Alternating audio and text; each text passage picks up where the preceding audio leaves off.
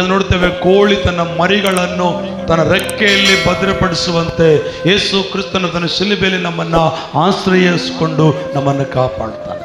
ಅದೇ ದಾವೀದನು ತಿರುಗಿ ಹೇಳ್ತಾನೆ, ದೇವರೇ ನಿನ್ನ ಪ್ರೀತಿ ಎಷ್ಟೋ ಅಮೂಲ್ಯವಾದದ್ದು, ಮಾನವರು ನಿನ್ನ ರೆಕ್ಕೆಗಳ ಮರೆಯನ್ನು ಆಶ್ರಯಿಸಿಕೊಳ್ಳುತ್ತಾರೆ. ಅಲ್ಲಿ 8ನೇ ವಚನ ನೋಡುತ್ತೇವೆ, ನಿನ್ನ ಮಂದಿರದ ಸಮೃದ್ಧಿಯಿಂದ ಅವರನ್ನು ತೃಪ್ತಿಪಡಿಸ್ತೀ.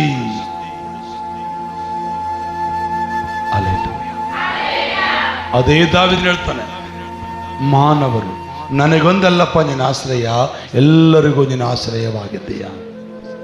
ದಾವೀದನು ಹೇಳೋದು ಮಾತಿದು, ನನಗೊಂದಲ್ಲ ಸ್ವಾಮಿ ನಿನ್ನ ಆಶ್ರಯ, ನನ್ನೊಂದಲ್ಲ ನಿನ್ನ ಕಾಪಾಡೋದು, ಎಲ್ಲರನ್ನೂ ಕೂಡ ನನ್ನ ಕಾಪಾಡಲು ಶಕ್ತನಾಗಿದ್ದೀನಿ. ದೇವರು ನಿಜವಾಗಿ ನಮ್ಮ ದೇವರು ನಮಗೆ ಆಶ್ರಯ ಕೊಡ್ತಾನ್ರಿ. ಏನು ಆಶ್ರಯ ಕೊಡ್ತಾನಂತ ನೀವು ಯೋಚನೆ ಮಾಡಬೇಡಿ. ಆತನನ್ನು ಆರಾಧಿಸುವವರನ್ನ, ಆತನನ್ನು ಪ್ರೀತಿಸುವವರನ್ನ, ಆತನ ವಾಕ್ಯವನ್ನ ಗೌರವಿಸುವವರನ್ನ, ಆತನ ಆಜ್ಞಾನುಸಾರವಾಗಿ ಜೀವಿಸುವವರಿಗೆ ದೇವರು ಖಂಡಿತವಾಗಲು ಆಶ್ರಯವನ್ನ ಕೊಟ್ಟೆ ಕೊಡ್ತಾನೆ. ಅದರಲ್ಲಿ 2 ಮಾತಿಲ್ಲ ಪ್ರಿಯರೇ. ಆಮೇಲೆ ಅದೇ ದಾವೀದನ ಮತ್ತೊಂದು ವಾಕ್ಯದಲ್ಲಿ ನೋಡುತ್ತೇವೆ, 57ನೇ ಕೀರ್ತನೆ 1ನೇ ವಚನದಲ್ಲಿ ಇನ್ನೊಂದು ಮಾತು ಹೇಳ್ತಾನೆ. ಅದೇ ದಾವೀದನಿಗೆ ಆಶ್ರಯದ ಕುರಿತಾಗಿ ಬಹಳ ಸಾರಿ ಮಾತಾಡ್ತಾನೆ.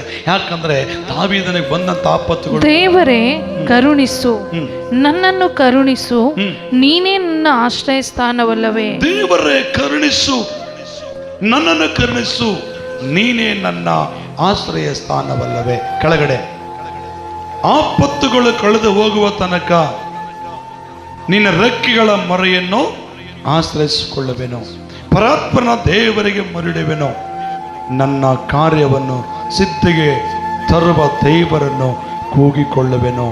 ಆತನು ಪರಲೋಕದಿಂದ ಸಹಾಯ ಮಾಡಿ ನಿಂದಾಕಾರರ ಬಾಯಿಗೆ ನನ್ನನ್ನು ತಪ್ಪಿಸುವನು. ಅದೇ ದಾವೀದನು ಹೇಳ್ತಾನೆ ಪ್ರಿಯ ಜನರೇ. ಹಲ್ಲೆಲೂಯಾ.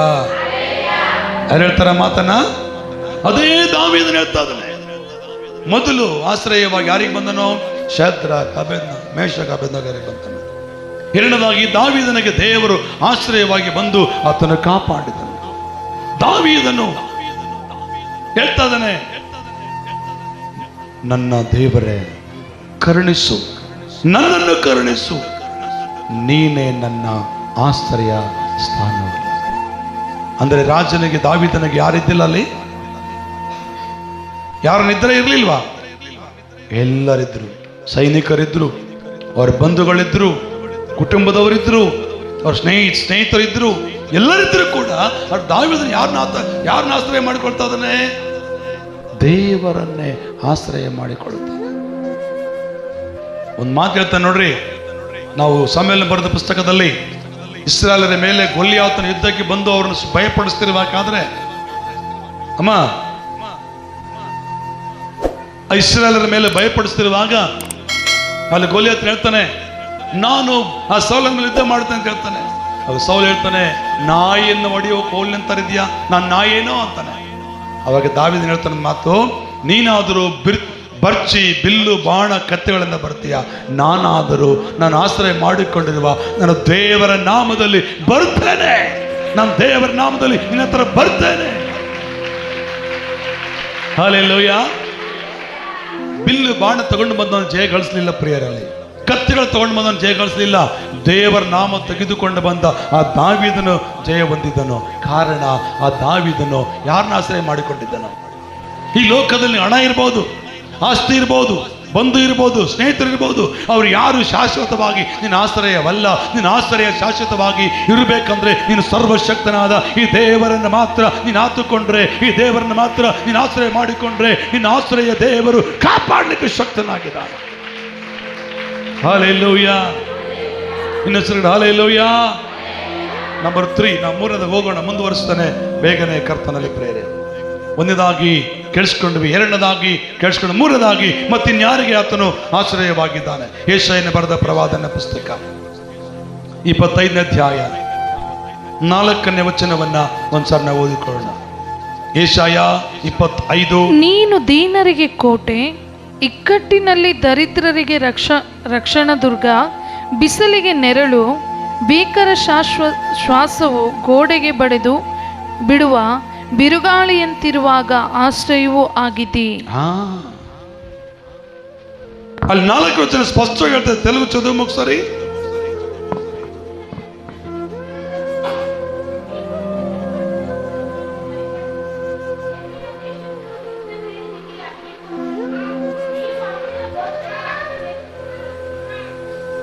అయిపోయిందమ్మా.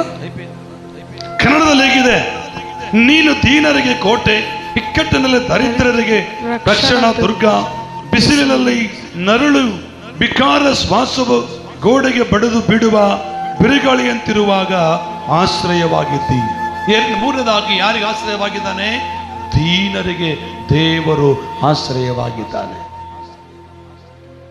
ಹಲ್ಲೆಲೂಯಾ. ನಮ್ಮ ದೇವರು ಯಾರಿಗೆ ಆಶ್ರಯವಾಗಿದ್ದಾನೆ? ದೀನರಿಗೆ, ಬಡವರಿಗೆ, ಹಲ್ಲೆಲೂಯಾ, ದರಿದ್ರರಿಗೆ ದೇವರು ಆಶ್ರಯವಾಗಿದ್ದಾನೆ. ಅದಕ್ಕೆ ಸ್ವಾಮಿ ಯಾರ ಮನೆ ಹುಟ್ಟಿದ? ರಾಜನ ಮನೆ ಹುಟ್ಟಿದ, ಬಡವರ ಮನೆ ಹುಟ್ಟಿದ? ಯಾಕೆ ಬಡವರ ಮನೆ ಹುಟ್ಟಿದ? ಬಡವರಿಗೆ ಏಸಪ್ಪ ಆಶ್ರಯವಾಗಿ ಬಂದಿದ್ದಾನೆ. ಅದಕ್ಕೆ ವಾಕ್ಯ ಇರ್ತದೆ, ದೇವರ ವಾಕ್ಯ, ನೀನು ದೀನರಿಗೆ ಕೋಟೆ, ಇಕ್ಕಟ್ಟಿನಲ್ಲಿ ದರಿದ್ರರಿಗೆ ರಕ್ಷಣಾ ದುರ್ಗ, ಬಿಸಿಲಿಗೆ ನರಳು ಬಿಕಾರರ ಶ್ವಾಸವು, ಗೋಡೆಗೆ ಬಡಿದು ಬಿಡುವ ಬಿರುಗಾಳಿ ಅಂತಿರುವಾಗ ಆ ದೀನರನ್ನ, ಆ ದರಿದ್ರರನ್ನ ಯಾರು ಪರಂಪರಿಸ್ತಾರೆ ಲೋಕದಲ್ಲಿ? ಯಾರು ಅರ್ಥ ಮಾಡ್ಕೊಳ್ತಾರೆ? ಯಾರು ಅರ್ಥ ಮಾಡ್ಕೊಳ್ತಾರ? ಅವರಿಗೆ ಬೇಕಾದಾಗ ಮಾತ್ರ ಅವನು ಉಪಯೋಗಿಸ್ಕೊಳ್ತಾರೆ. ಅವ್ರಿಗೆ ಬೇಕಾದಾಗ ಮಾತ್ರ ಅವ್ರನ್ನ ಬಳಕೆ ಮಾಡ್ಕೊಳ್ತಾರೆ. ಅವ್ರ ಕೆಲಸ ಆಗೋದ ಮೇಲೆ ಅವ್ರನ್ನ ಏನ್ ಮಾಡ್ತಾರೆ? ಒಂದು ಪಕ್ಕಗಿಟ್ಟು ಹೋಗ್ತಾರೆ. ಆದ್ರೆ ದೇವ್ರ ವಾಕ್ಯ ಹೇಳ್ತದೆ, ಅವ್ರ ದೇವ್ರ ವಾಕ್ಯ ಹೇಳ್ತದೆ, ದೇವರು ದೀನರಿಗೆ ಆಶ್ರಯವಾಗಿದ್ದಾನೆ. ದೇವರು ನಮ್ಮ ದೀನರಾಗಿರುವಂತ, ಬಡವರಾಗಿರುವಂತ, ದರಿದ್ರರಾಗಿರುವಂತ ನಿಮಗೆ ದೇವರು ಆಶ್ರಯವಾಗಿ, ಬಂಡೆಯಾಗಿ, ಕೋಟೆಯಾಗಿ, ರಕ್ಷಣಾ ದುರ್ಗವಾಗಿದ್ದಾನೆ.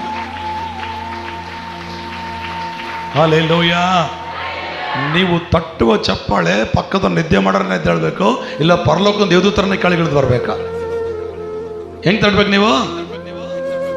ನೀವು ತಟ್ಟುವ ಚಪ್ಪಾಳೆ ಪಕ್ಕದ ಇರೋ ನಿದ್ದೆ ಮಾಡೋರನ್ನ ಎದ್ದೇಳ್ಬೇಕು ಒಂದು, ಇಲ್ಲ ಪರಲೋಕದಿಂದ ದೇವದೂತರ ಕೆಳಗಿಳಿದು ಬರ್ಬೇಕು. ಹಂಗೆ ತಟ್ಟಬೇಕು. ತಟ್ಟರು ಸರ್ ನೋಡು, ಇನ್ನು ಜೋರಾಗಿ.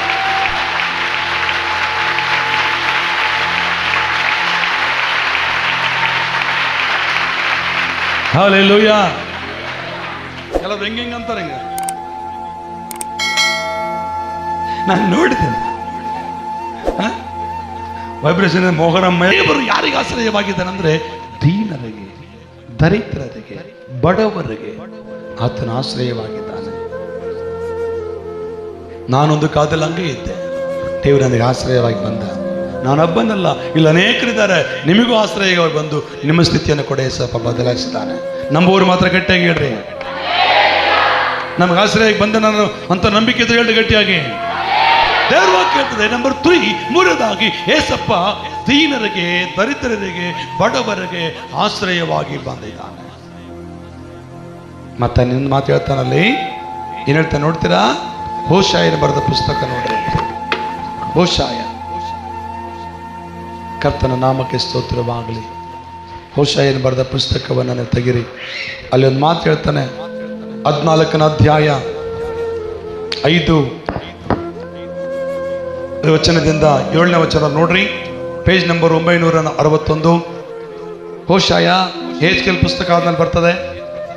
ಓದೋಣ ಬೇಗನೆ. 14ನೇ ಅಧ್ಯಾಯ 5ನೇ ವಚನದಿಂದ 7ನೇ ವಚನದವರೆಗೂ ಚದು.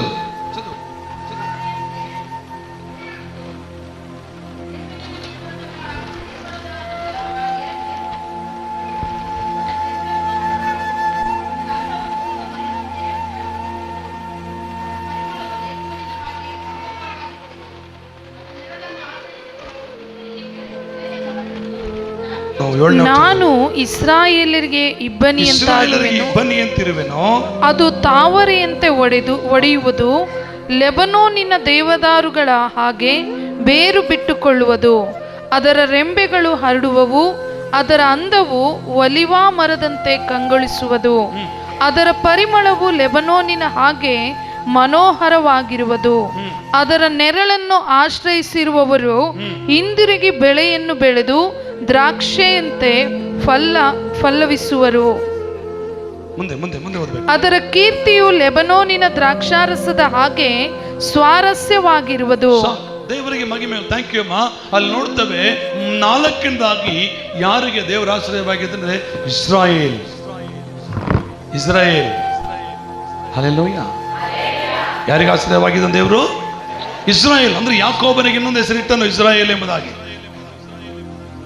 ಇಸಾಕನ ಮಗನಾಗುವ ಯಾಕೋಬನಿಗೆ ಹೇಳ್ತಾನೆ, ನೀನು ಮನುಷ್ಯರ ಸಂಗಡಲು ದೇವರ ಸಂಗಡಲು ಹೋರಾಡಿ ಗೆದ್ದವನಾಗಿದ್ದರಿಂದ ಇದುವರೆಗೂ ನಿನಗಿರುವಂತ ಯಾಕೋಬ ಅಂತ ಹೆಸರು ತೆಗೆದುಹಾಕಿ ಇಸ್ರಾಯೇಲ್ ಅಂತ ಹೆಸರಿಡ್ತಾನೆ. ಮೂರನೇದಾಗಿ ನಾವು ನೋಡ್ತೇವೆ, ನಾಲ್ಕನೇದಾಗಿ ನೋಡ್ತೇವೆ, ಇಸ್ರಾಯೇಲಿಗೆ ದೇವರು ಆಶ್ರಯವಾಗಿದ್ದಾನೆ. ದೇವರ ಆಶ್ರಯವಾಗಿದೆ. ಹೆಂಗಿರ್ತಾರೆ ಗೊತ್ತಾ ಅವರು? ಇಬ್ಬನಿ ಅಂತ ಇರ್ತಾರಂತೆ, ತಾವರೆ ಮರದಂತೆ ಇರ್ತಾರಂತೆ. ಆಮೇಲೆ ಲೆಬನೋನಿನ ಹಾಗೆ ಬೇರೆ ಬಿಟ್ಟುಕೊಳ್ತಾರಂತೆ. ಆಮೇಲೆ ಅದರ ರೆಂಬೆ ಕೊಂಬೆಗಳು ಹರಡುತ್ತಾವಂತೆ. ಅದಾದ ನಂತರ ಅದರ ಅಂದವು ಒಲಿಯುವ ಮರದಂತೆ ಕಂಗೊಳಿಸ್ತದಂತೆ. ಅದರ ಪರಿಮಳವು ಲೆಬನೋನಿನ ಹಾಗೆ ಮನೋಹರವಾಗಿರ್ತದಂತೆ. ಅದರ ನೆರಳನ್ನು ಆಶ್ರಯಿಸುವವರು ಹಿಂದಿರುಗಿ ಬೆಳೆಯನ್ನು ಬೆಳೆದು ದ್ರಾಕ್ಷಲತೆಯಂತೆ ಫಲವಿಸುವರು. ದೇವರನ್ನು ಆಶ್ರಯಿಸಿಕೊಳ್ಳುವರು ಇಷ್ಟೆಲ್ಲ ಆಶೀರ್ವಾದ ಕಾಣ್ತಾರೆ. ಅವ್ರು ಇಬ್ಬನಿ ಅಂತಿರ್ತಾರೆ. ಇಬ್ಬನಿ ನೋಡೋಕೆ ಚೆನ್ನಾಗಿರ್ತದೆ, ಚೆನ್ನಾಗಿರಂಗಿಲ್ಲ. ಹಲ್ಲೆಲೂಯಾ. ನಿಮ್ಮನ್ನು ಹಂಗೆ ಮಾಡ್ತಾನೆ. ಯಾವಾಗ ಮಾಡ್ತಾನೆ? ನೀವು ದೇವರನ್ನು ಆಶ್ರಯ ಮಾಡಿಕೊಂಡಾಗ. ನನ್ನ ಆಶ್ರಯವು ನೀನೇ. ಹಲ್ಲೆಲೂಯಾ. ಇನ್ನು ಗಟ್ಟಿಗಿಡ ಹಲ್ಲೆಲೂಯಾ. ನನ್ನ ಆಶ್ರಯವು ನೀನೇ. ನಾಲ್ಕನೇದಾಗಿ, ಐದನೇದಾಗಿ ನಾನು ಮುಗಿಸ್ತೇನೆ. ಗಮನಿಸ್ರಿ, ದೇವರು ಯೇಸು ಕ್ರಿಸ್ತನ ಶಿಷ್ಯರಿಗೆ ಸಹ ಆಶ್ರಯವಾಗಿ ಬಂದನು. ಅದು ಯಾವಾಗ? ಲೂಕನ ಸುವಾರ್ತೆಯಲ್ಲಿ ನೋಡೋಣ. 8ನೇ ಅಧ್ಯಾಯ 22ನೇ ವಚನದಿಂದ ನಾವು ಓದ್ಕೊಂಡ ಬರೋಣ. ಲೂಕ ಸುವಾರ್ತೆ 8ನೇ ಅಧ್ಯಾಯ 22ನೇ ವಚನದಿಂದ ನಾವು ಅಲ್ಲಿ ವಾಕ್ಯ ನೋಡುತ್ತೇವೆ. ಅಲ್ಲಿ ಶಿಷ್ಯರಿಗೂ ಸಹ ಆಶ್ರಯವಾಗಿ ಬಂದನು. ಓದೋಣ. ಒಂದಾನೊಂದು ದಿನದಲ್ಲಿ ಆತನು ತನ್ನ ಶಿಷ್ಯರ ಸಂಗಡ ಒಂದು ದೋಣಿಯನ್ನು ಹತ್ತಿ ಕೆರೆಯ ಆಚೆ ದಡಕ್ಕೆ ಹೋಗೋಣ ಎಂದು ಅವರಿಗೆ ಹೇಳಲು ಅವರು ದೋಣಿಯನ್ನು ನೀರಿನೊಳಗೆ ನೂಕಿ ಹೊರಟರು. ಅವರು ಹೋಗುತ್ತಿರುವಾಗ ಆತನಿಗೆ ನಿದ್ರೆ ಹತ್ತಿತು. ಅಷ್ಟರಲ್ಲಿ ಬಿರುಗಾಳಿ ಕೆರೆಯ ಮೇಲೆ ಬರಲು ದೋಣಿಯೊಳಗೆ ನೀರು ತುಂಬಿಕೊಂಡಿದ್ದರಿಂದ ಅವರು ಅಪಾಯಕ್ಕೆ ಗುರಿಯಾದರು. ಹೀಗಿರಲಾಗಿ ಅವರು ಆತನ ಹತ್ತಿರ ಬಂದು, ಗುರುವೇ ಗುರುವೇ ಸಾಯುತ್ತೇವೆ ಎಂದು ಹೇಳಿ ಆತನನ್ನು ಎಬ್ಬಿಸಿದರು. ಆಗ ಆತನು ಎದ್ದು ಗಾಳಿಯನ್ನು ಉಬ್ಬುವ ನೀರನ್ನು ಗದರಿಸಿದನು. ಗದರಿಸಲು ಅವು ನಿಂತವು, ಶಾಂತವಾಯಿತು. ಹಲ್ಲೆಲೂಯಾ. ಐದನೇದಾಗಿ ನಾವು ನೋಡ್ತೇವೆ, ಯಾರಿಗೆ ಆಶ್ರಯವಾಗಿ ಬಂದನು ಯೇಸು ಕ್ರಿಸ್ತನು? ತನ್ನ ಶಿಷ್ಯರಾಗಿರುವಂತ, ತನ್ನ ಹಿಂಬಾಲಿಸುವಂತ ಶಿಷ್ಯರು ದೋಣಿಯಲ್ಲಿ ಪ್ರಯಾಣ ಮಾಡ್ತಿರ್ಬೇಕಾದ್ರೆ, ಆ ಸಮುದ್ರದಲ್ಲಿ ಪ್ರಯಾಣ ಮಾಡ್ತಿರುವಾಗ ಆ ನೀರಿನ ಅಲೆಗಳಿಂದ ಅವರು ಮುಳುಗುವ ಸ್ಥಿತಿಯಲ್ಲಿದ್ದಾರೆ. ನೀರಿನಲ್ಲಿ ಮುಳುಗಿ ಸಾಯುವ ಸ್ಥಿತಿಯಲ್ಲಿದ್ದಾರೆ. ಅವ್ರಿಗೆ ಯಾರು ಕೂಡ ಆಶ್ರಯವಿಲ್ಲ. ಅಲ್ಲಿ ಒಂದು ಕೂಗ್ತಾ ಇದ್ದಾರೆ, ಗುರುವೇ ಗುರುವೇ, ನಾವೇನ್ ಮಾಡ್ತಾ ಇದ್ದೇವೆ? ಸಾಯ್ತಾ ಇದ್ದೇವೆ ಸ್ವಾಮಿ, ನಾವು ಸತ್ತೋಗುವ ಸ್ಥಿತಿಗಿದ್ದೇವೆ, ನಾವು ಸಾಯ್ತಾ ಇದ್ದೇವೆ ಸ್ವಾಮಿ ಅಂತ ಯೇಸುವನ್ನು ಕೂಗಿದರು. ಕೂಗಿದ ಕೂಡಲೇ ಸ್ವಾಮಿ ಏನ್ ಮಾಡಿದನಂತ ವಾಕ್ಯ ಹೇಳ್ತದೆ. ಅಲ್ಲಿ ಹೇಳ್ತದೆ, ಆತನು ಎದ್ದು ಗಾಳಿಯನ್ನು ಉಬ್ಬುವ ನೀರನ್ನು ಗದರಿಸಲು ಅವು ನಿಂತವು ಮತ್ತು ಶಾಂತವಾಯಿತು. ದೇವರು ನಮಗೆ ಆಶ್ರಯವಾಗಿದ್ದಾನೆ. Shadrach Meshach ಅಬೇದ್ನೆಗೋರಿಗೆ ಆಶ್ರಯವಾಗಿದ್ದ. ಬೆಂಕಿ ಅವ್ರನ್ನೇನು ಮಾಡಲಿಲ್ಲ. ದಾವೀದನಿಗೆ ದೇವರ ಆಶ್ರಯವಾಗಿದ್ದ. ಎಷ್ಟೋ ಸಾರಿ ಸೌಲನು ಅವನು ಸಾಯಿಸಲಿಕ್ಕೆ ಬಂದರೂ ಕೂಡ ಸೌಲನ ಕೈಯಿಂದ ದಾವೀದನು ಸತ್ತು ಹೋಗಲಿಲ್ಲ. ಯಾಕಂದ್ರೆ ದೇವರೇ ದಾವೀದನಿಗೆ ಆಶ್ರಯವಾಗಿದ್ದನು. ಮೂರನೇದಾಗಿ ನೋಡ್ತೇವೆ, ದರಿದ್ರರಾಗಿರುವಂತ, ದೀನರಾಗಿರುವಂತ ಬಡವರಿಗೆ ದೇವರು ಆಶ್ರಯವಾಗಿದ್ದನು. ಅದಕ್ಕಾಗಿ ಯೇಸು ಸ್ವಾಮಿ ಬಡವರನ್ನು ಪ್ರೀತಿಸಿದನು. ಬಡವರಿಗಾಗಿ ಆತನು ಕೊರಿಂಥಿ ಬರೆದ ಪತ್ರಿಕೆ 2ನೇ ಪತ್ರಿಕೆ 8ನೇ 9ನೇ ಹೇಳ್ತಾನೆ, ನಮ್ಮನ್ನು ಶ್ರೀಮಂತರನ್ನಾಗಿ ಮಾಡೋದಕ್ಕಾಗಿ ತಾನು ಬಡತನದಲ್ಲಿ ಸೇರಿದಂತ ಇದ್ದ ವಾಕ್ಯ. 2 ಕೊರಿಂಥಿ 8ನೇ ಅಧ್ಯಾಯ 9ನೇ ವಚನದಲ್ಲಿ ನೋಡುವುದಾದ್ರೆ ಅಲ್ಲಿ ಬೈಬಲ್ ಸ್ಪಷ್ಟವಾಗಿ ಬರೆಯಲ್ಪಟ್ಟಿದೆ. ನಮ್ಮ ಕರ್ತನಾದ ಯೇಸು ಕ್ರಿಸ್ತನ ಕೃಪೆಯು ನಿಮಗೆ ಗೊತ್ತಾಗಿದೆಯಲ್ಲ. ಆತನು ಐಶ್ವರ್ಯವಂತನಾಗಿದ್ದು ತಾನು ಬಡತನದಲ್ಲಿ ಸೇರುವುದರಿಂದ ನೀವು ಐಶ್ವರ್ಯವಂತರಾಗಬೇಕೆಂದು ನಿಮಗೋಸ್ಕರ ಬಡವನಾದನು. ಯೇಸು ಸ್ವಾಮಿ ಯಾರಿಗೋಸ್ಕರ ಬಡವನಾದನ್ರಿ? ಇಲ್ಲಿ ಕುಂತಿರುವ ನಿಮಗಾಗಿ, ನಿಂತು ನನಗಾಗಿ ಆತನು ಶ್ರೀಮಂತನಾಗಿದ್ರು ಬಡವನಾಗಿ ನಮ್ಮನ್ನ ಶ್ರೀಮಂತನಾಗಿ ಮಾಡೋದಕ್ಕಾಗಿ, ನಿಮ್ಮನ್ನ ಉದ್ಧಾರ ಮಾಡೋದಕ್ಕಾಗಿ, ನಿಮಗಿರುವ ರೋಗದಿಂದ, ನಿಮಗಿರುವ ಪಾಪದಿಂದ, ನಿಮಗಿರುವ ಕಷ್ಟದಿಂದ ಏಸಪ್ಪ ಬಿಡುಗಡೆ ಮಾಡಿ ಆಶೀರ್ವಾದ ಕೊಡಲು ಶಕ್ತನಾಗಿದ್ದಾನೆ. ಹಲ್ಲೆಲೂಯಾ. ಶಬ್ದಗಳು ಹಲ್ಲೆಲೂಯಾ. ಕರ್ತನ ವಾಕ್ಯ ಹೇಳ್ತದೆ, ಆತನ ಆಶ್ರಯ ನಮಗೆ ಬೇಕು. ಯಾರ ಆಶ್ರಯ ಬೇಕು? ಈ ಲೋಕದ ಹಣದ ಆಶ್ರಯ ಯಾವಾಗ ನಮ್ಮ ಬಿಟ್ಟು ಹೋಗ್ಬೋದು, ಸ್ನೇಹಿತರ ಆಶ್ರಯ ಮಾಡಿಕೊಂಡ್ರೆ ಯಾವಾಗ ನಮ್ಮನ್ನು ಕೈ ಬಿಡ್ಬೋದು. ಆದರೆ ಯೇಸುವನ್ನು ಆಶ್ರಯ ಮಾಡಿಕೊಂಡವರು ಯಾವತ್ತೂ ಕೂಡ ಅವ್ರನ್ನ ಯೇಸಪ್ಪ ಬಿಟ್ಟು ಹೋಗುವುದಿಲ್ಲ. ಗುರುವೇ ನಾವು ಸಾಯ್ತೇವೆ ಅಂತ ಶಿಷ್ಯರು ಕೂಗಿದರು. ಲೂಕ ಸುವಾರ್ತೆ 8ನೇ ಅಧ್ಯಾಯದಲ್ಲಿ ಸ್ವಾಮಿ ಏನ್ ಮಾಡಿದನು? ಎದ್ದು ಉಬ್ಬುವ ಗಾಳಿಯನ್ನ ಬೀಸುವ, ಅಲ್ಲಿ ಹೇಳ್ತದೆ ವಾಕ್ಯ ಚೆನ್ನಾಗಿರ್ತದೆ ನೋಡ್ರಿ. ಅಲ್ಲಿ ಹೇಳ್ತಾನೆ, ಗುರುವೇ ಗುರುವೇ ಸಾಯುತ್ತೇವೆ ಎಂದು ಹೇಳಿ ಆತನನ್ನು ಎಬ್ಬಿಸಿದರು. ಆಗ ಆತನು ಎದ್ದು ಗಾಳಿಯನ್ನು, ಉಬ್ಬುವ ನೀರನ್ನು ಗದರಿಸಿದನು. ಅವು ನಿಂತವು ಮತ್ತು ಶಾಂತವಾಯಿತು. ಹಲ್ಲೆಲೂಯಾ. ಇವತ್ತು ನಮ್ಮ ದೇವರು ನಮಗೆ ಆಶ್ರಯವಾಗಿದ್ದಾನೆ. ನಂಬ್ತೀರಾ? ನಂಬೋರ ಚಾಲಲ್ಲಿ ಹೇಳ್ತೀರಾ? ನಮ್ಮ ದೇವರ ಆಶ್ರಯ ನಂಬ್ತೀರಾ? ಯಾರು ಆಶ್ರಯ ಇಲ್ಲದ್ರೂ ಪರವಾಗಿಲ್ಲಮ್ಮ, ಏಸಪ್ಪ ನಿಮ್ಗೆ ಆಶ್ರಯವಾಗಿದ್ದಾನೆ. ಕಣ್ಮುಚ್ಕೊಳ್ರಿ, ನಾವು ಪ್ರಾರ್ಥನೆ ಮಾಡೋಣ. Thank you Jesus. ಎಲ್ಲರೂ ಕೂಡ ಪ್ರಾರ್ಥನೆ ಮಾಡೋಣ. ಮೊಣಕಲಾಗ್ತೀಯೋ, ಹಂಗೆ ಕೂತ್ಕೊಳ್ತೀಯೋ, ಇಲ್ಲ ನಿಂತ್ಕೊಳ್ತೀಯೋ ಗೊತ್ತಿಲ್ಲ.